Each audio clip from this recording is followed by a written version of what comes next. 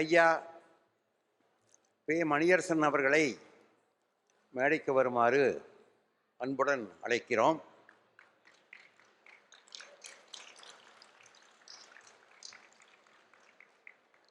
ஐயா பே. மணியரசன் அவர்கள் பள்ளியில் படிக்கும் காலத்திலிருந்தே தமிழ் மொழியின் மீதும் தமிழர் நலன் மீதும் பெரும் அக்கறையோடு அரசியலில் ஈடுபட்டு வந்தவர். கடந்த பல ஆண்டுகளாக 1965-63 காலத்திலிருந்தே அவர் தமிழ்நாட்டின் அரசியலில் ஈடுபட்டு வந்திருக்கின்றார். இப்பொழுது தமிழ் தேசிய பேரியக்கம் என்ற ஒரு மாபெரும் இயக்கத்தின் தலைவராக விளங்கி வருகிறார். காவிரி நதிநீர் போராட்டம், கோயில்களில் தமிழில் குடமுழுக்கு, வட இந்திய ஆதிக்க எதிர்ப்பு, ஈழத்தமிழர்களின் உரிமை ஆகிய எல்லாவற்றிலும் அவர் பங்கெடுத்துள்ளார். இதற்காக பலமுறை சிறை சென்றுள்ளார். இவருடைய அமைப்பில் உள்ளவர்களுக்கு ஒரு சில 3 முக்கியமான நிபந்தனைகள் உண்டு. பணம், பதவி, விளம்பரம் ஆகிய 3க்கும் ஆசைப்படாதவர்கள்தான் இவருடைய அமைப்பில் இருக்க வேண்டும் என்று அவர் வலியுறுத்தி வருகின்றார். அதோடு நான் ஒரு முக்கியமாக ஒரு உண்மையை உங்களுக்கு சொல்கின்றேன். கடந்த 70-80 ஆண்டுகளுக்கு மேலாக தமிழ்நாட்டில் ஒரு செய்தி ஒன்று பரப்பப்பட்டு வருகின்றது.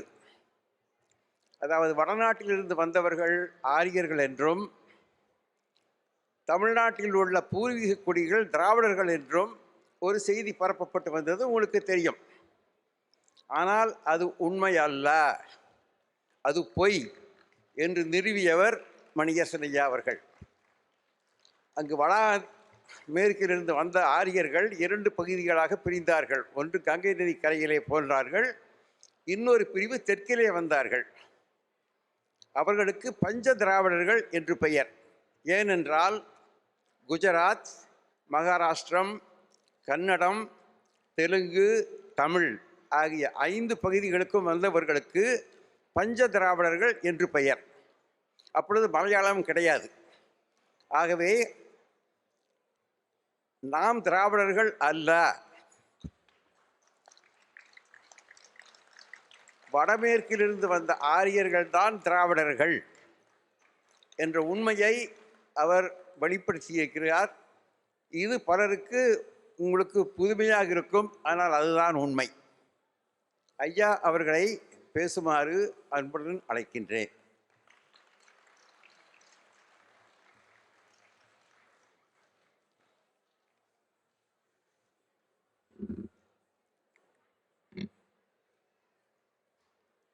இங்கே பெருந்திரளாக குழுமியிருக்கும் எனரும் தமிழ் பெருமக்களே, நெஞ்சில் தமிழ் சுடர் ஏந்தி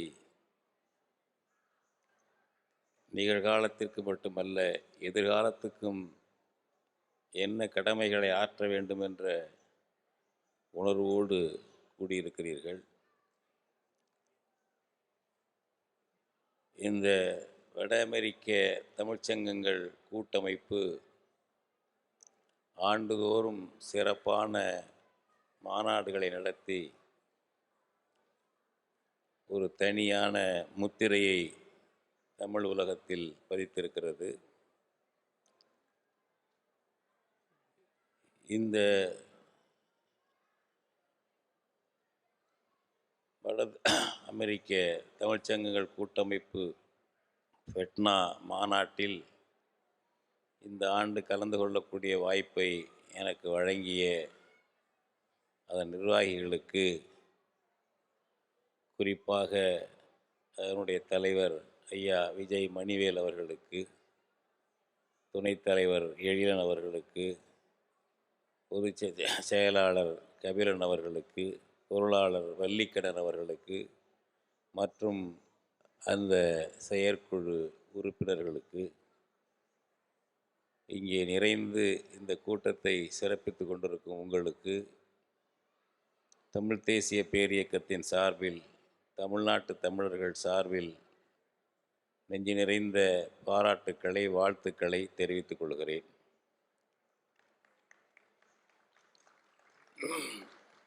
இப்பொழுது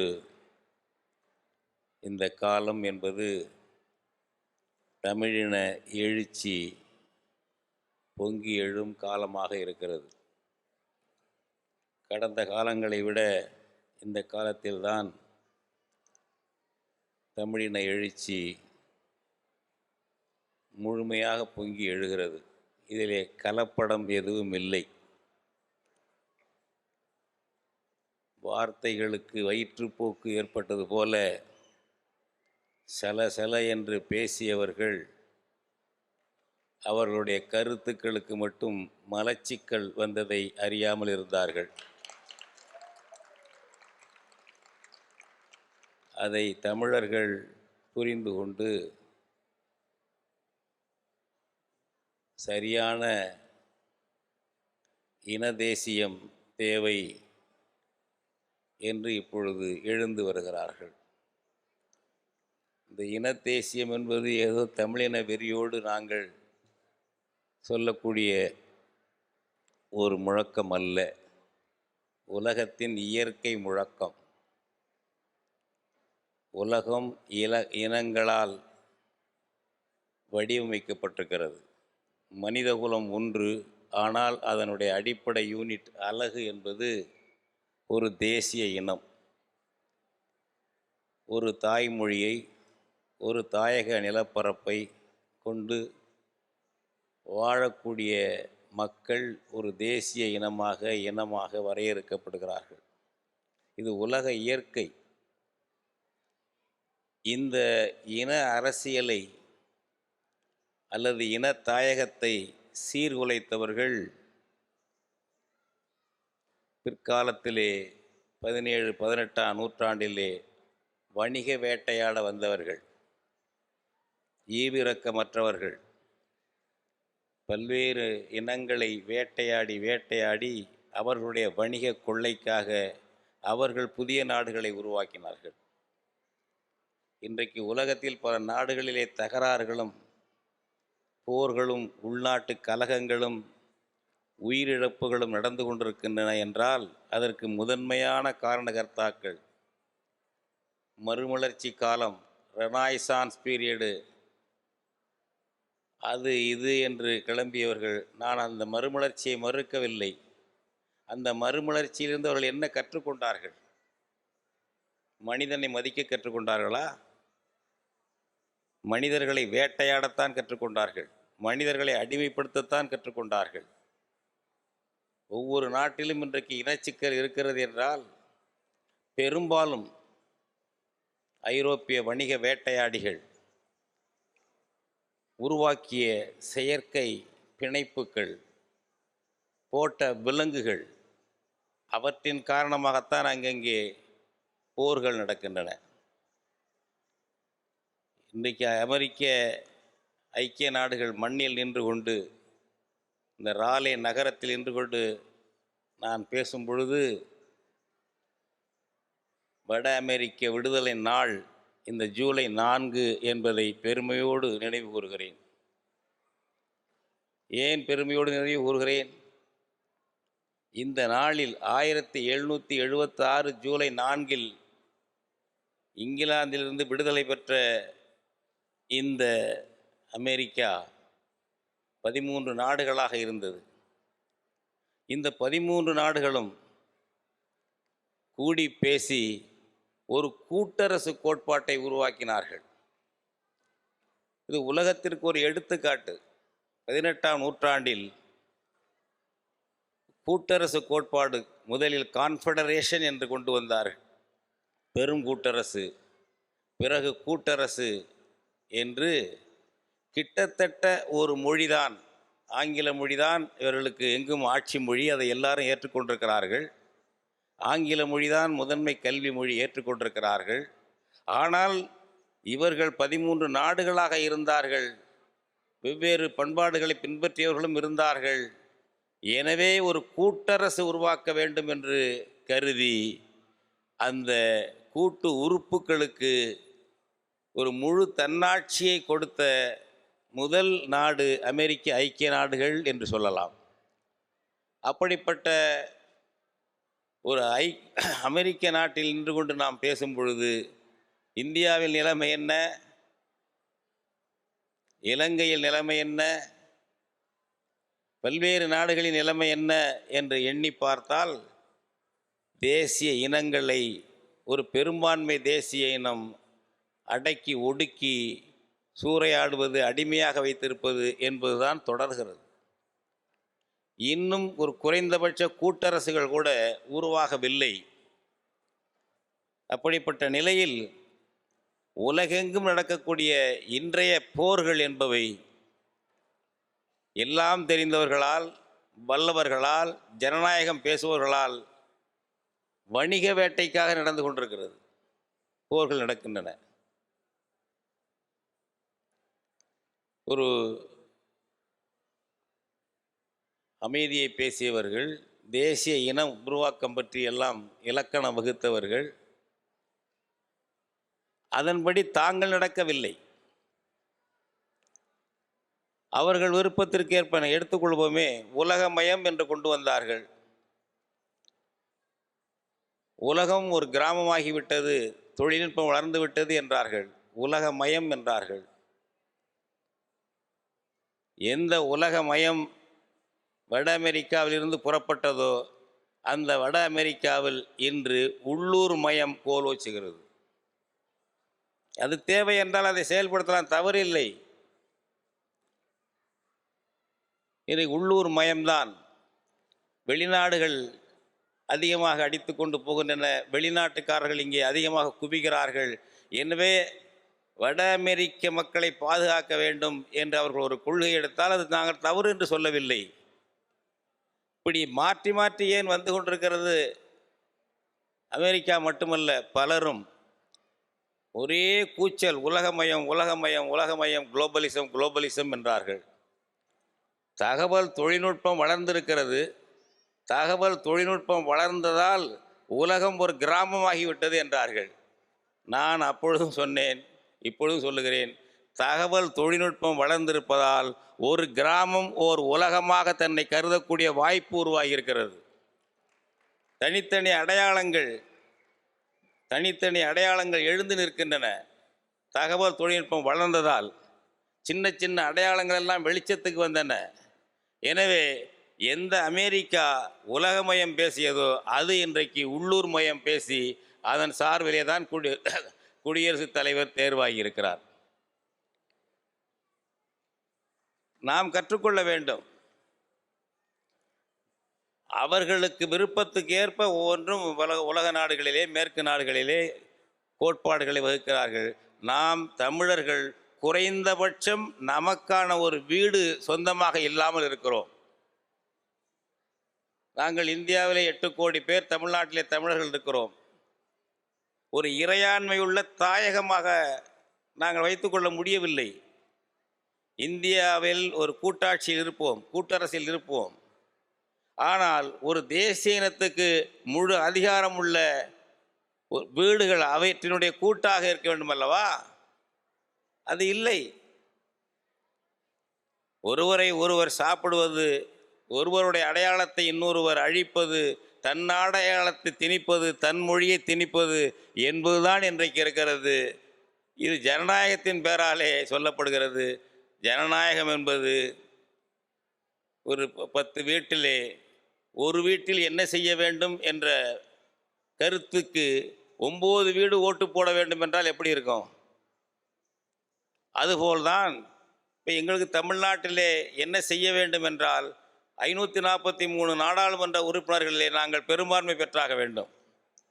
எங்களுக்கு இருக்கின்ற மொத்த உறுப்பினர்கள் 39 உறுப்பினர்கள் தான் நாடாளுமன்றத்திலே. மக்களவையினுடைய மொத்த உறுப்பினர்கள் 543 பேர். இந்தி மாநிலங்களுக்கு மட்டும் 225 உறுப்பினர்கள் இருக்கிறார்கள். நாங்கள் எப்படி என்ன ஜனநாயகம் இதை சொல்வது? எப்படி நாங்கள் 8 கோடி பேர், 8 கோடி பேருக்கு 39 பேர் இருக்கிறார்கள். இதுதான் நிலைமை.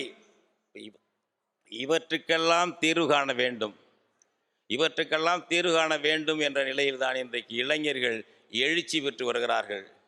தமிழ்நாட்டிலே எழுச்சி பெறுகிறார்கள் என்றால் புலம்பெயர்ந்த நாடுகளிலும் வெளிநாடுகளிலும் எழுச்சியோடு தமிழர்கள் இருக்கிறார்கள் என்பதற்கு அடையாளம்தான் இங்கே நாங்கள் 2 நாட்களாக பார்த்து கொண்டிருக்கின்ற காட்சி. நல்ல தமிழில் பேசுகிறீர்கள், இன உணர்ச்சியோடு பேசுகிறீர்கள். ஆண்கள், பெண்கள், குழந்தைகள் என எல்லோரும் இன உணர்ச்சியோடு இதில் கலந்து கொண்டிருக்கிறீர்கள். ஒரு கால் கொஞ்சம் எட்டி இருந்தால் இன உணர்ச்சி கூடுதலாக வளருமோ என்ற ஒரு நல்ல எண்ணமும் கருதுகோளும் ஏற்படுகிறது. அங்கே போய் பார்த்தால் உலகம் இந்தியாவில் பேசிக் கொண்டிருப்பார்கள். இங்கே நீங்கள் மற்றவர்கள் இன உணர்ச்சியோடு இருப்பதை பார்க்கும் பொழுது உங்களுக்கு உங்களுடைய தாய் உணர்ச்சி, உங்களுடைய மொழி உணர்ச்சி, இன உணர்ச்சி என்பது கூடுதலாக வருகிறது. அது வளர்ந்திருக்கிறது. அது தவறல்ல. அவனவன் நாட்டை அவனவன் ஆள்க என்பதுதான். இந்த இன உணர்ச்சி இன்னும் இளம் தலைமுறையினிடம் தமிழ்நாட்டிலே வெடித்து கிளம்பி வருகிறது. அதையெல்லாம் பார்க்கும் பொழுது பாவேந்தர் பாடிய பாடல்தான் நினைவுக்கு வருகிறது. பூட்டிய இரும்பு கூட்டின் கதவு திறந்தது, சிறுத்தையே வெளியில் வா, எளியென உன்னை இகழ்ந்தவர் நடுங்க, புலியென செயல் செய்ய புறப்படு என்று அன்றைக்கு பாவேந்தர் பாடினார். அப்படி கிளம்பியவர்களெல்லாம் வேறு வேறு இடங்களுக்கு அழைத்து கொண்டு போய்விட்டார்கள். தமிழ் இன மறைப்பு, தமிழின திரிபு என்ற வெவ்வேறு முகாம்களுக்கு, வேற்றுமொழி முகாம்களுக்கு, வேற்று ஆதிக்க முகாம்களுக்கு அழைத்து கொண்டு போய்விட்டார்கள். உண்மையில் தமிழர்களுக்கு எழுச்சியும் விடிவும் விடுதலையும் கிடைக்கும் என்றுதான் அவர்களெல்லாம் கிளம்பினார்கள். கடைசியில் பார்த்தால்தான் வேறு இடத்திலே கொண்டு போய் சேர்த்திருக்கிறார்கள் என்று தெரிந்தது. இன்றைக்கு அங்கிருந்து விடுவித்து கொண்டு உண்மையான தன்னுடைய தாய்மொழி, தன்னுடைய தாயகத்தை நேசிக்கக்கூடிய, அதற்கு தீர்வு காணக்கூடிய தமிழ் தேசியம் என்ற இலக்கை நோக்கி வருகிறார்கள். நான் தமிழ் தேசியம் என்று பேசுவதால் ஏதோ எங்களுடைய கொள்கையை சொல்ல வருகிறேன் நினைக்காதீர்கள். ஒரு தேசியம் என்பது ஒரு இனத்தினுடைய பொது அடையாளம்.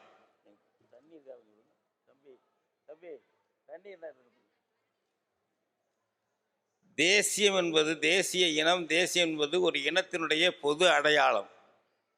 அதிலே முற்போக்காளர் இருக்கலாம், பிற்போக்காளர் இருக்கலாம், நடுப்போக்காளர் இருக்கலாம். இப்போ உதாரணமாக எடுத்துக்கொள்ளுங்கள்.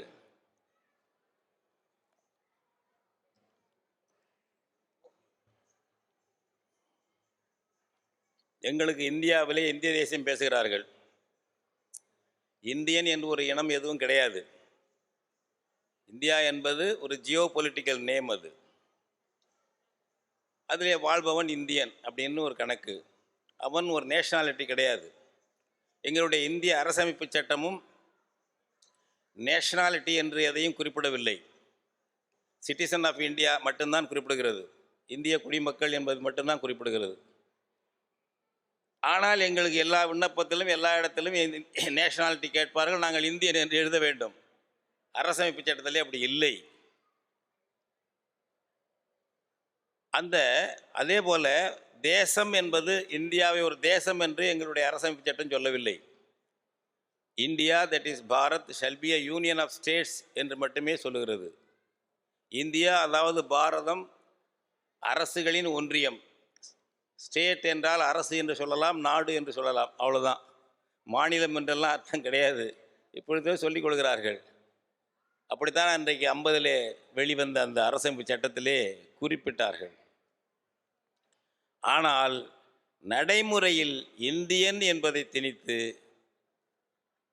அந்த சொந்த இனத்தை சொல்வது பிராந்தியவாதம், பிரிவினைவாதம் என்று கொண்டு வந்து விட்டார்கள். அவர்களெல்லாம் நம்ம ஊரில் இருப்பவர்களே சொல்லுவார்கள், இதெல்லாம் பிரிவினைவாதம். இது ஒரு ஒற்றுமைவாதம் இல்லையா? நாங்கள் 8 கோடி பேர் இருக்கிறோம். 8 கோடி பேரும் சாதி மதத்தால் பிளவுபடாமல் தமிழர் என்று ஒருங்கிணைந்தால் அது ஒற்றுமைவாதம் தானே. அது என் ஜாதிக்கு இவர் சாதி எழிவென்று சண்டையிட்டு பஞ்சாகி போனாரடி சகியே என்பார்.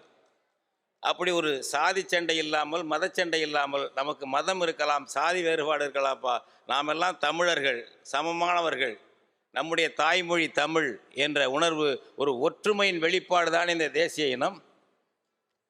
அது எப்படி நீங்கள் பிரிவினைவாதம் என்கிறீர்கள்? எப்படி சொல்லுகிறார்கள்? நம்மவர்களே சொல்லுவார்கள், தமிழ்நாட்டிலே சொல்லுவார்கள். இப்போ உலகத்தில் இன்றைக்கு தேசிய இனம், நேஷன் ஸ்டேட் என்பது அங்கீகரிக்கப்பட்டு செயலில் இருக்கும் பொழுது அது இந்தியாவிலே கிடையாது, தமிழ்நாட்டுக்கு கிடையாது என்று நினைத்தால் என்று சொன்னால் அது எவ்வளவு முரணானது என்பதை இன்றைக்கு நம்முடைய பிள்ளைகள் புரிந்து கொண்டிருக்கிறார்கள். அந்த நிலையில்தான் ஒரு தமிழ் தேசிய எழுச்சி என்பது வந்து கொண்டிருக்கிறது. அது கடைசியில் வாக்குச்சாவடியில் போய் முடிந்துவிடக்கூடாது. தேர்தல் வேண்டும், வாக்களிப்பு வேண்டும், கட்சிகள் போட்டியிட வேண்டும், அதில் மாற்று கருத்தே இல்லை. ஆனால் அதற்கு மேலே நமக்கு ஒரு தேச இறையாண்மை, தேசிய இறையாண்மை என்பதை பெறுவது என்பதுதான் நாம் நம் மொழியை, தாய்மொழியை பாதுகாக்க முடியும், தாயகத்தை பாதுகாக்க முடியும். இல்லாமல் இந்த இனம் போனால் சிதைந்து விடும், சின்னாபின்னமாகிவிடும். இந்த ஆபத்து இருக்கிறது. உலகின் முதல் தாய்மொழி என்கிறோம், முதல் செம்மொழி என்கிறோம். அந்த மொழியும் அந்த இனமும் நிலைக்குமா, நீடிக்குமா என்ற கேள்வி தமிழ்நாட்டிலே இருக்கிறது. தமிழ்நாடு என்பது உலகெங்கும் வாழக்கூடிய தமிழர்களுக்கான ஒரு தலைமை தாயகமாக விளங்க வேண்டிய கடமை, பொறுப்புணர்வோடு இருக்க வேண்டிய இடம் அது. அதிலே சரியாக இருந்தால், அங்கே சரியாக இருந்தால் வெளிநாடுகளிலே வாழும் தமிழர்களுக்கெல்லாம் பிரச்சனைகள் தீர்க்கப்படும். ஈழத்து சிக்கலை எடுத்துக்கொள்ளுங்கள். தமிழ்நாட்டுக்கு முழு அதிகாரம் இருந்து தமிழர்கள் ஒற்றுமையாக இருந்து முனைந்திருந்தால் தமிழ் ஈழம் இவ்வளவு பெரிய இனப்படுகொலையை சந்தித்திருக்காது. அந்த அந்த அந்த சமூக உலகத்தில் வாழும் நம்முடைய தமிழ் மக்களுடைய பொறுப்புணர்ச்சியை உணர்ந்து தமிழர்கள் தமிழ்நாட்டில் ஒருங்கிணைந்து செயல்பட வேண்டும். வெளிநாடுகளிலே வாழக்கூடிய தமிழர்கள் தமிழ்நாட்டினுடைய நலன்களிலே, தமிழ்நாட்டினுடைய அரசியல் எப்படி இருக்க வேண்டும், தமிழ்நாட்டினுடைய மொழி பாதுகாப்பு எப்படி இருக்க வேண்டும், தாயக பாதுகாப்பு எப்படி இருக்க வேண்டும் என்ற கவனத்தையும் நீங்கள் கொள்ள வேண்டும். அப்படி நம்மையெல்லாம் இணைப்பதற்கு இந்த ஒரு உலகத்தமிழ் அமைப்புகளாக இருந்தாலும் சரி, நம்முடைய ஃபெட்னா மாநாடாக இருந்தாலும், தமிழ்ச்சங்கமாக இருந்தாலும் இதற்கெல்லாம் துணை செய்கின்றன.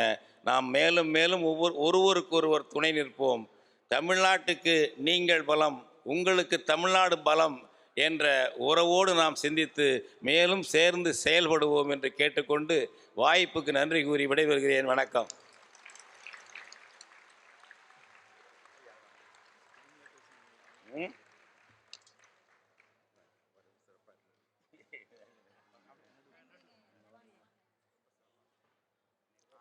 ஐயா பே. மணியரசன் அவர்களுக்கு அமெரிக்க தமிழ்ச்சங்க பேரவையின் சார்பாக நன்றியை தெரிவித்துக் கொள்கின்றேன்.